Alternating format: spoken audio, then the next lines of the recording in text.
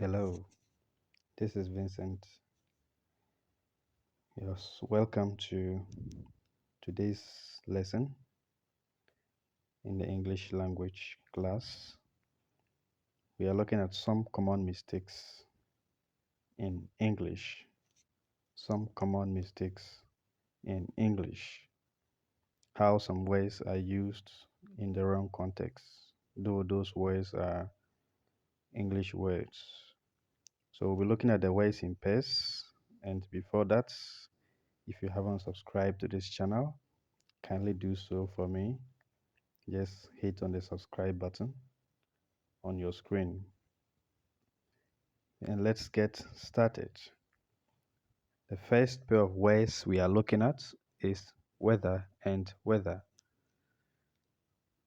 These words actually have same pronunciation but different spellings and different meanings. And for that matter, we call them homophones in English, words with same pronunciation but different meanings and spellings are homophones. Weather at the left side of the screen refers to the state of the atmosphere. Majorly, we are looking at the state of the atmosphere. Then weather at the right side of the screen, we are looking at it as a conjunction that introduces a clause expressing a doubt or choice between alternatives. So one as a conjunction and the other as the state of the atmosphere. So let's take notes of these two words. A lot of people use them interchangeably, which actually shouldn't be the case. Let's observe keenly as we look at the examples. I can't decide whether to go to the beach or stay home. So these are two alternatives. So we are looking at the conjunction and not the one that refers to the atmospheric condition or state. Next sentence, I wonder whether it will rain tomorrow. The same thing we are looking at here. Though the word rain is mentioned there, we are not actually referring to the weather as in the atmospheric condition. But in the third sentence, the weather forecast predicts a high chance of thunderstorms.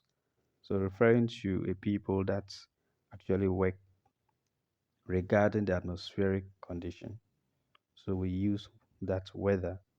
Then, despite the cold weather, she bravely ventured out for a morning jog. This is also very clear. The weather is cold, so we know that it's not about a conjunction, but referring to the atmospheric state. All right, so I hope this is clear enough for you. You should be able to use these words correctly. That is to say, using them in the right context. So we move on to look at these two words. We have fit and fit. Fit, F-I-T, a condition of physical health and well-being. So that refers to the well-being of an individual. It could also mean the right size, to be of the right size or shape or form to properly function or be placed in a particular position.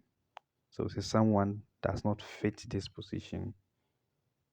All right, we'll actually see that in the examples later. So we have feet. Feet is the plural form of the word foot. Feet is the lower extremity of the leg below the ankle on which a person stands or walks. Also a projecting part of on which a piece of furniture or each of its legs stands. So we have feet, to take note of the pronunciation, and feet. In our first sentence, he is not fit to be a soldier. So we are talking about the well-being of that individual, he. Then this dress fits you. Here we are talking about something being in the right shape, probably, or size.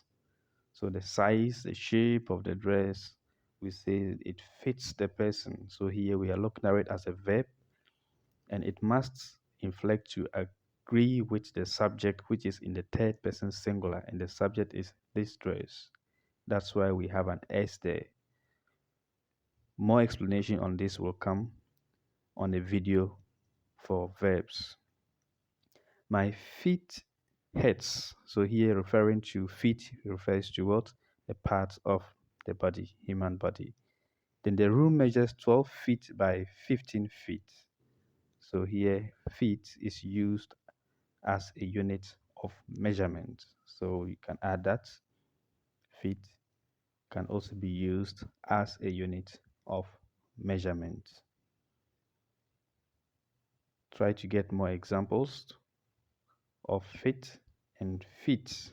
You can send that even in the comment section, and I'll avail myself to guide you through. All right. So let's move on to look at another pair of words, and let's see also how we can use them in the right context. We have ask and ask. Ask means to pose a question, to make an inquiry. It could also be used to make a request. Whereas axe is a handheld tool with a sharp-edged blade attached to a handle. At the lower right corner of the screen, you can see a tool there, and that is actually an axe, A-X-E. That should give us an idea that it is a noun, because nouns are naming words, and axe is naming the tool that we are seeing at the bottom. So that is a noun.